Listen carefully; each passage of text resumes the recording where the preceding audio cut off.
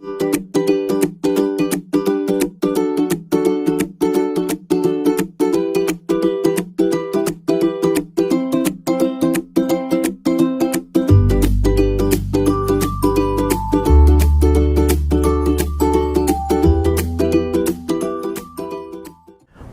araw po sa inyong lahat, mga minamahal po namin, mga mag-aaral.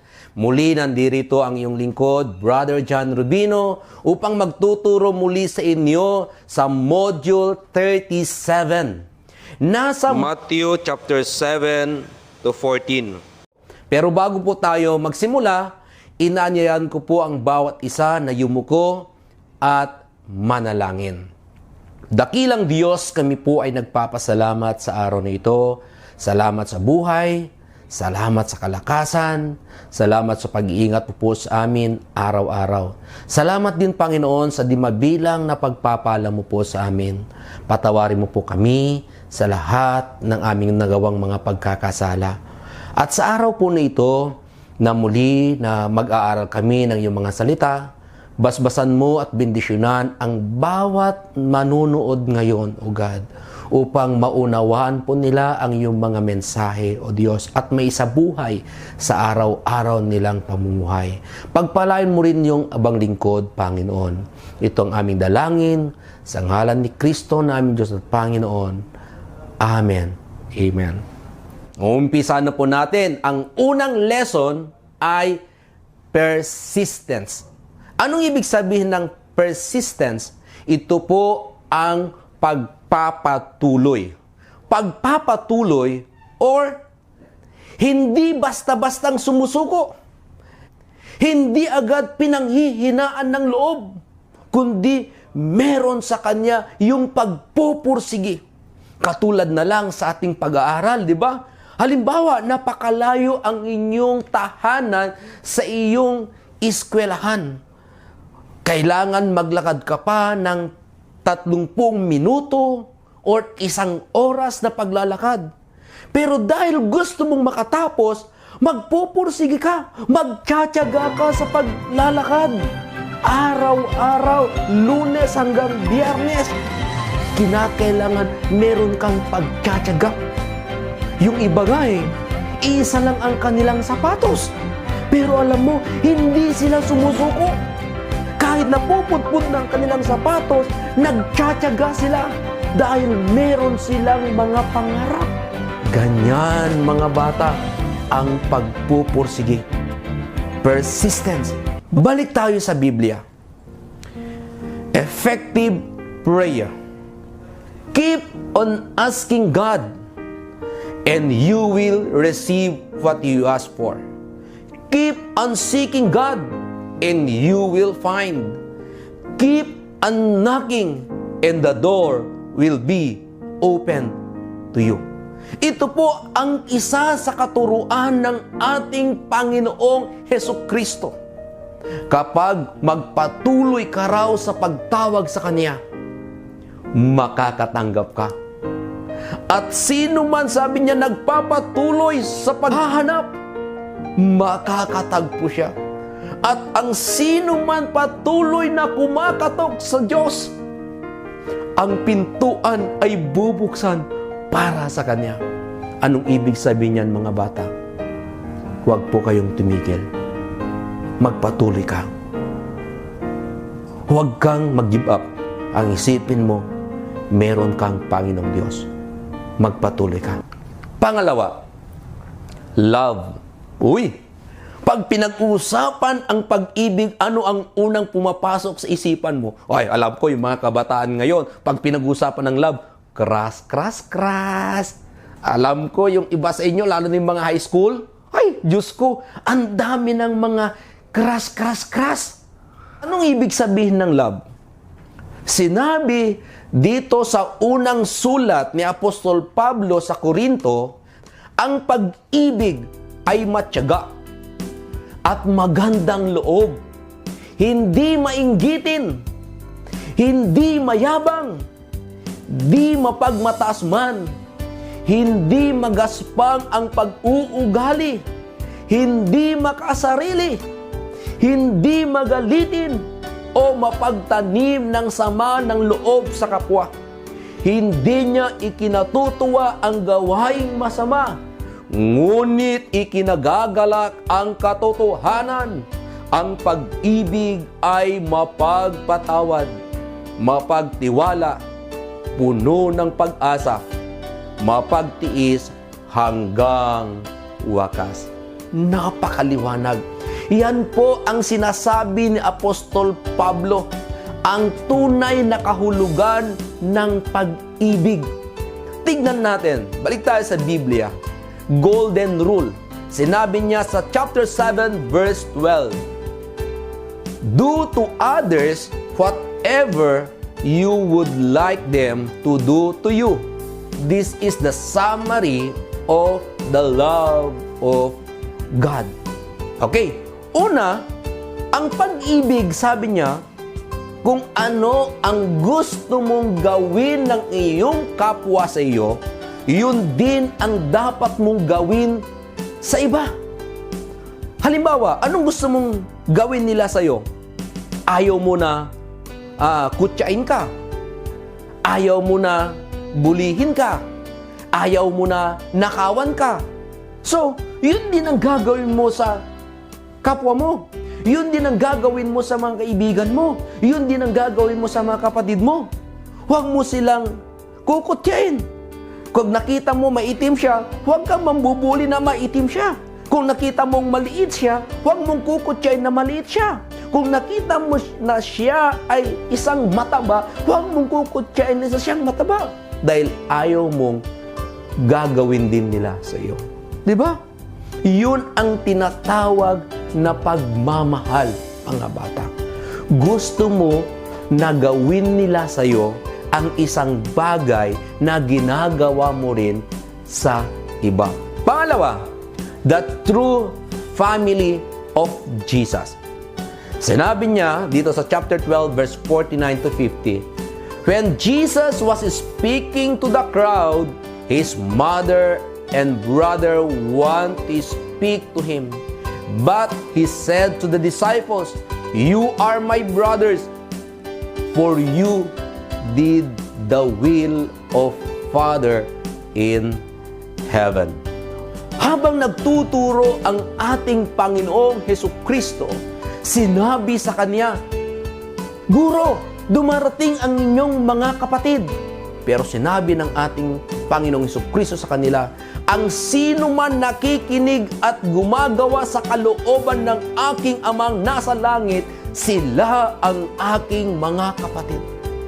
Kaya katulad ninyo ngayon, mga bata, mga estudyante, lahat ng nanonood ngayon sa video na ito, kapag ikaw ay pinakikinggan mong mabuti ang bawat itinuturo namin at isinasabuhay mo sa bawat araw, hindi lang sa inyong eskwelahan, kundi hanggang sa inyong mga tahanan, hanggang saan ka makarating, ikaw ay gumagawa sa kalooban ng Diyos at ikaw ngayon ay kabilang sa pamilya ng Diyos.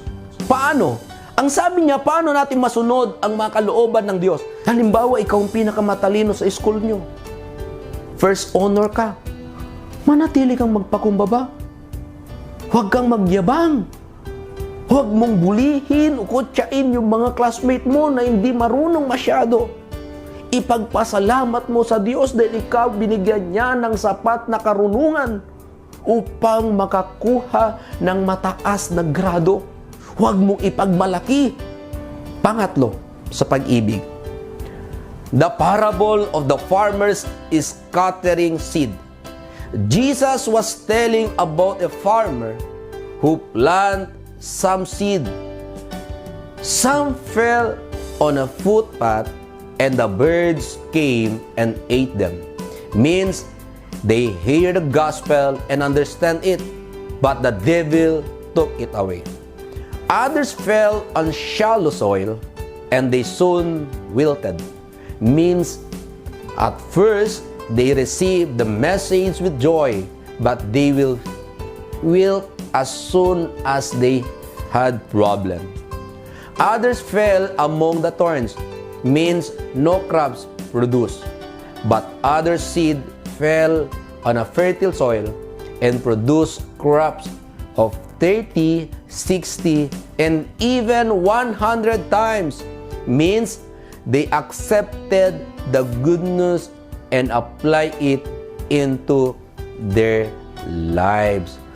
May isang magsasaka na pumunta upang maghasik ng kanyang binhi. At sa kanyang paglalakad, may mga binhi na nahulog sa daan.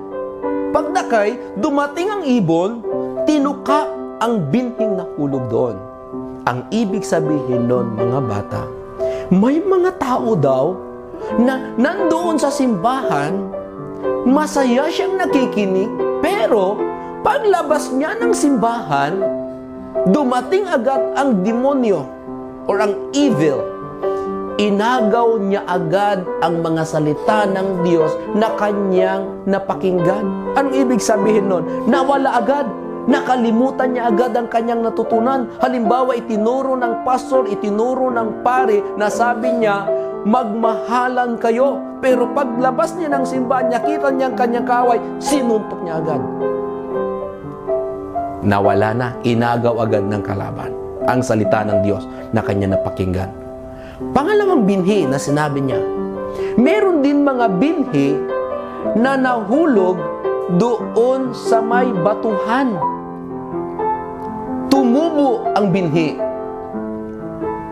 Pero, nung dumating ang matinding sikat ng araw, nalanta ang halaman. Bakit? Ang ugat niya ay hindi masyadong malalim. Nandoon lang sa ibabaw ang kanyang ugat. Bakit? Batuhan. Yan yung mga tao na masayang nakikinig sa salita ng ating Panginoon Diyos. Tuwang-tuwa na tinanggap ang salita ng Diyos. Pag-uwi niya sa kanilang bahay, nakalimutan niya agad ang Diyos. Pangatlo, mga bata, may mga binhi rin na nahulog doon sa may damuhan, sa maraming damo. Tumubo, pero hindi namunga. Bakit? Yung mga damo ay sumabay sila sa pagtubo hanggang lumaki sila ng mas malaki na kaysa mga binhi.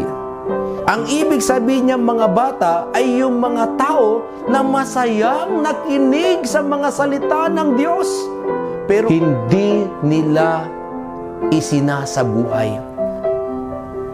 Pang-apat na binhi, ito yung nahulog doon sa matabang lupa. Tumubo ang binhi na yon, umusbong at namunga ng marami. Ang ibig sabihin niyan, mga bata, ito yung mga tao na nakinig at tumanggap sa salita ng Diyos at isinasabuhay nila araw-araw. Ikaw, ngayon, sa apat na ito, anong binhi ka? Ikaw ba yung binhi na nahulog doon sa may daan? Tinuka agad ng ibon? O ikaw yung binhi na nahulog doon sa may batuhan? Madaling malupaypay? Madaling sumuko? O ikaw yung pangatlong binhi na tumubo pero walang pagbabago? Mas maganda kung ikaw yung binhi na nahulog sa matabang lupa. Tumubo at ngayon isinasabuhay niya ang bawat napapakinggan niyang module, ACF module. At hindi lang yung mga napapakinggan ninyo sa inyong mga simbahan, isinasabuhay natin. Anong klaseng bunga yan, mga bata? Halimbawa, yung hindi ka na mainggitin. Diba? Ang pag-ibig, sabi niya, ay hindi mainggitin. O, diba? So, kapag ikaw ay hindi na naiinggit sa anuman nakikita mo sa ibang tao, ikaw ay nagbubunga. Kaya mga bata, yan ang hamon ko sa inyo. Mamunga kayo tulad ng binhi na nahulog sa may matabang lupa. Pangatlo, nating pag-aaralan, compassion. Compassion or maawain. Meron akong isang kakilala na nagbiyahe galing siya sa Manila, pauwi ng La Union. Meron siyang isang batang nakasakayan. Ang bata nito ay nagtitinda ng buko pie, gabi na noon. Sa kasamaang palad, nung sisingilan na ang bata na ito sa kanyang pamasahe pauwi ng La Union, wala siyang pambayad. Ang ibinigay lang niya ay 20 pesos. Sinabi niya sa mamang konduktor, "Mamang konduktor, ito na lang po ang natitirang pera ko, 20 pesos. Nagalit ang konduktor. "Hindi maaari yan. Nabigyan na kita ng tiket. Akong mag-abuno niyan. Bababa ka." Galit na galit ang konduktor, mga bata. Alam nyo, ang mga tao na ibang pasahero, tinitignan lang nila na ganyan. Pero alam nyo, isang mama, nahabag siya, naawa siya. Alam mong ginawa niya? Nagboluntaryo siya, sinabi niya sa mamang konduktor, "Mamang konduktor, wag niyo na siyang pababain. Ako na yung magbabayad ng kanyang pamasahe." At hindi lang yun, alam niyo ang ginawa pa ng lalaki na ito? Binigyan pa niya ng pagkain ng bata na ito. At binigyan pa niya ng pera pagbaba ng bata na ito. Alam niyo mga bata, yan ang isang halimbawa ng maawain tao. Hindi na kailangan sabihin sa iyo na dapat mong tulungan. Ikaw na mismo ang magkusa na tumulong. Ganyan pagpapakita ng habag, mga bata. Balik tayo sa Biblia. Jesus fed the 5,000. Jesus told his disciples to feed the people with 5 loaves of bread and 2 fish. He took the bread and fish and looked up towards heaven and asked God to bless it. He broke the loaves into pieces and gave it to his disciples for distribution to the people. About 5,000 men were fed, in addition to women and children, and there were 12 baskets of leftover.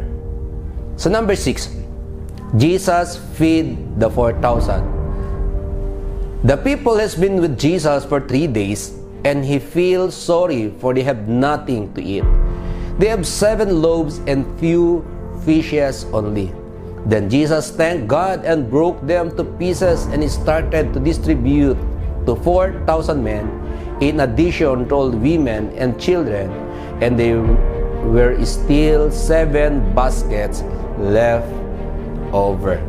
So nakita po natin sa dalawang tagpo na ito kung paano ang ating Panginoong Hesukristo ipinakita niya ang kanyang habag sa mga tao. Yung unang tagpo, ito po nung ang Panginoon ay nagtuturo sa napakaraming tao sa may tabi ng dalampasigan. Lumapit ang mga tao na napakarami upang humingi ng kagalingan sa kanilang mga karamdaman at makinig sa mga itinuturo ng ating Panginoong Hesukristo. At alam nyo mga bata, nung dapit hapon na, nahabag ang ating Panginoon sa napakaraming tao nito. At nais niya na sila ay makakain. Pero ang problema, napakalayo po ang pagbibilhan ng kanilang makakain. Pero alam niyo ba, may isang bata na meron po siyang 5 tinapay at 2 isda. Kinuha ng kanyang mga alagad at ibinigay sa ating Panginoon. At ang ginawa ng ating Panginoong Jesucristo, itinaas ang tinapay at 2 isda, pinagpira-piraso at nagpasalamat sa Amang nasa langit. At sinabi niya sa malagad, ibigay ang mga tinapay at isda sa mga tao. At alam niyo ba mga bata, himala mga bata, napakain ng 5 tinapay at 2 isda ang 5,000 mga lalaki, hindi pa kabilang ang mga bata at mga babae. At ang napakalaking himala pa dito, meron pang sobra na 12 na baskets. Yung pangalawang tagpo naman, mga bata, ito naman yung pagpapakain ng ating Panginoong Hesukristo sa 4,000. Sa tagpo na ito, mga bata, 3 araw na nakasama ng ating Panginoong Hesukristo at kanyang mga alagad ang mga tao na ito upang makinig sa mga itinuturo ng ating Panginoong Hesukristo. Alam nyo, nahabag ang ating Panginoon sa kanila. At nais niya na sila ay makakain. Pero wala silang pagkain, wala silang mabilhan. Pero alam nyo, katulad nung una, may dala na 7 tinapay at iilang piraso ng isda. Ganun na naman ang ginawa ng ating Panginoong Hesus. Pinagpira-piraso niya ang tinapay at muli na nagpasalamat sa kanyang amang nasa langit at himala uli, mga bata. At sinabi niya sa kanyang mga alagad na ibigay ang tinapay at isda sa mga tao. At himala, mga bata. Ang tinapay, ang isda na ito, napakain niya ang 4,000 mga lalaki, hindi pa kabilang dito ang mga bata at mga babae. Meron pang sobra na 7 basket. Iyan ang nagpapakita ang himala ng ating Panginoong Jesucristo. Walang sino man makagagawa ng mga himalang ito, kundi ang Panginoong Jesucristo lamang. Hamon sa atin, mga bata, ipinapakita dito na ang Panginoong Jesucristo kailanman hindi niya nagpapabaya sa mga taong sumasampalataya at sumusunod sa Kanya. Anong aral nating matututunan, mga kapatid? Yung walang kapantay na habag ng ating Panginoon Diyos sa mga tao. Pangalawa na aral na makukuha natin, mga bata. Katulad ng bata na ito na meron pong dalang tinapay at isda, hindi niya po ipinagkait, kundi bukas sa kanyang puso na ibigay iyon, i-share niya ang pagkain niya na ito upang makakain din ang kanyang mga kasamahan. Ito rin ang napakahalaga na dapat natin taglayin sa ating buhay, mga bata. Anuman ang meron tayo, pagkain man, mga gamit man, huwag din natin ipagkait sa mga tao na nangangailangan. Ipakita at iparamdam din natin ang ating habag, ang ating compassion sa mga tao na ating nasasalamuha. At alam nyo, hindi lang ang inyong mga magulang ang matutuwa, hindi lang ang inyong mga guro ang matutuwa.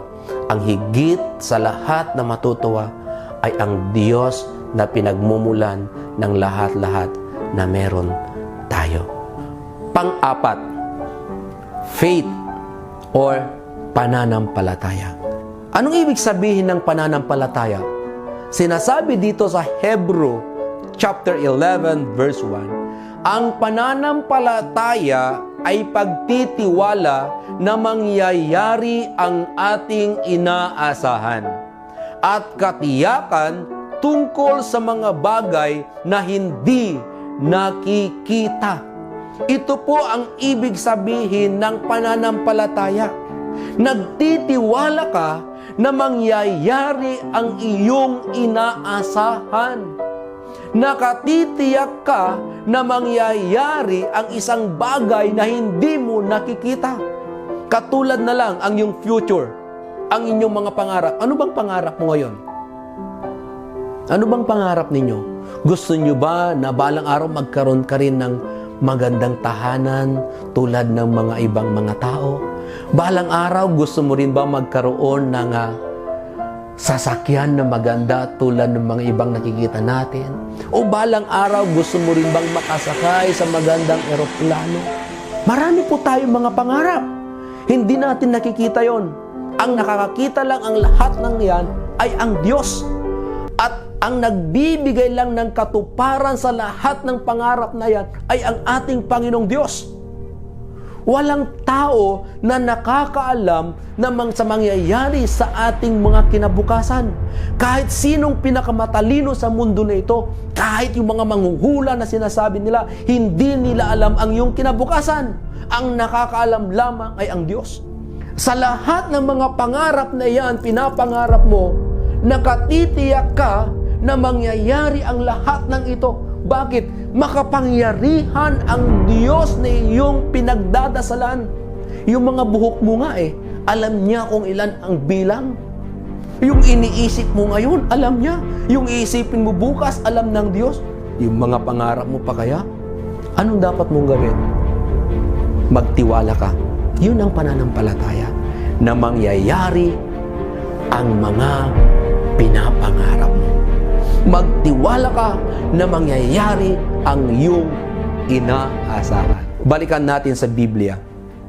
Jesus walked on the water. When the disciples were in the boat, crossing on the other side of the lake, the strong wind had risen, and they were fighting heavy waves. So Jesus came to them walking in the water. And the disciples were terrified, and they cried out, "It's a ghost!" So Jesus told them to take courage, and Peter wants to follow him also. But when he saw the strong winds and waves, he was terrified and began to sink. So Jesus reached out his hand, told that Peter have a little faith, and doubted on Jesus, and the storm stopped. Mga bata, ang tagpo na ito, isang araw na ang mga disipulo ay nakasakay sa kanilang bangka papunta sa ibayo. Biglang dumating ang napakalakas na alon. Ngayon, meron silang nakita na isang tao na naglalakad sa ibabaw ng tubig. Natakot ang mga alagad. Sabi niya, "Multo! Multo!" Pero sinabi ng ating Panginoong Hesus, "Huwag kayong matakot. Ako ito, si Jesus." Sinabi sa kanya ni Pedro, "Panginoon, kung talagang ikaw yan, paririyanin mo ako." Sinabi ng Panginoong Hesus sa kanya, "Sige Pedro, pumarito ka." At si Pedro nga, inihakbang niya ang kanyang paa at lumakad sa ibabaw ng tubig. Lumakad sa ibabaw ng tubig. Pero dumating ang mga malalaking alon, natakot, at yun unti-unti nang lumubog si Pedro. "Panginoon, tulungan mo ako." At ang Panginoong Jesucristo, tinulungan niya. "Pedro, ang liit naman ang inyong pananampalataya." Nakita natin sa kwento na ito, mga bata, ang higit na kapangyarihan ng Panginoon. Una, pinatigil niya ang mga alon. Pangalawa, lumakad siya sa ibabaw ng tubig. Kaya niyo bang lumakad sa ibabaw ng tubig? Hindi. Ang Panginoong Hesus lang makagagawa niyan. Walang makagawa. Ang Panginoong Jesucristo lamang. Tignan natin. Si Pedro, nakalakad doon. Pero, nung natakot siya, nagsimulang lumubog. Anong aral na makita po natin dito, mga bata? Kinakailangan, huwag po natin iwaglit sa ating paningin ang ating Panginoong Jesucristo. Anong ibig ko pong sabihin? Mula nung nakilala nyo na ang ating Panginoon, huwag nyo na siyang talikuran. Marami man mga bagyo na darating sa buhay natin, marami mang mga malalaki na mga alon, anuman mga bagay upang takutin tayo. Ano bang mga kinatatakutan natin sa buhay na ito? Multo? Kamatayan? Karamdaman? Mga bata, ituon mo lamang ang inyong pananampalataya sa ating Panginoon. Hindi kanya pababayaan tulad ng kanyang ginawa kay Pedro. Ang ating Panginoon ang tutulong sa atin. Basta, huwag ka lang hihiwalay sa Kanya. Mga bata, ito po ang ating mga pinag-aralan. Sana meron po kayong natutunan sa apat na ating pong pinag-usapan sa araw na ito. Una, yung persistent. Huwag po tayong tumigil sa pananalangin sa ating Panginoon. Huwag kang mawalan ng pag-asa. Huwag kang susuko. Magpatuloy ka. At pangalawa, yung pagmamahal. Ang pag-ibig na ito, lagi natin iparamdam sa ibang tao. Pangatlo, ito yung maawain, yung compassion. At pang-apat, ito yung faith or pananampalataya. Huwag na huwag po natin tatanggalin ang ating pagtitiwala sa ating Panginoon. Ngayon, nakilala nyo na siya, mga bata, huwag natin ipagpalit sa sino man Diyos. Kung meron kang kinatatakutan, tignan mo ang Panginoon. Tawagin mo ang Panginoon. At ang Diyos, tutulungan ka niya. Nawa ang Panginoon ay pagpalain niya po ang bawat isa sa atin. Pagpalain niya ang inyong pag-aaral, pagpalain niya ang inyong mga pangarap sa buhay. Tayo po ay manalangin. Panginoon, salamat po sa aming mga pinag-aralan. Tulungan mo po kami, Panginoon, na ang lahat ng ito ay maisabuhay namin. Tulungan mo po kami na maging matatag palagi, hindi mawalan ng pag-asa. Tulungan mo rin po kami, Panginoon, upang maipakita namin ang aming pag-ibig sa ibang mga kapwa namin. At tulungan mo kami, Panginoon, na magkaroon ng habag sa mga tao. At higit sa lahat, tulungan mo po kami na manatili ang aming pananampalataya sa iyo. Pagpalain mo ang bawat nakarinig ng mensahe na ito, Panginoon. Pagpalain mo ang kanilang buhay, pagpalain mo ang kanilang mga pangarap at ang kanilang mga magulang. Ito po, Panginoon, ang aming dalangin sa pangalan ni Kristo naming Diyos at Panginoon. Amen and amen. Maraming salamat muli sa inyong lahat, mga bata. Pagpalain kayo ng ating Panginoon. Bye-bye!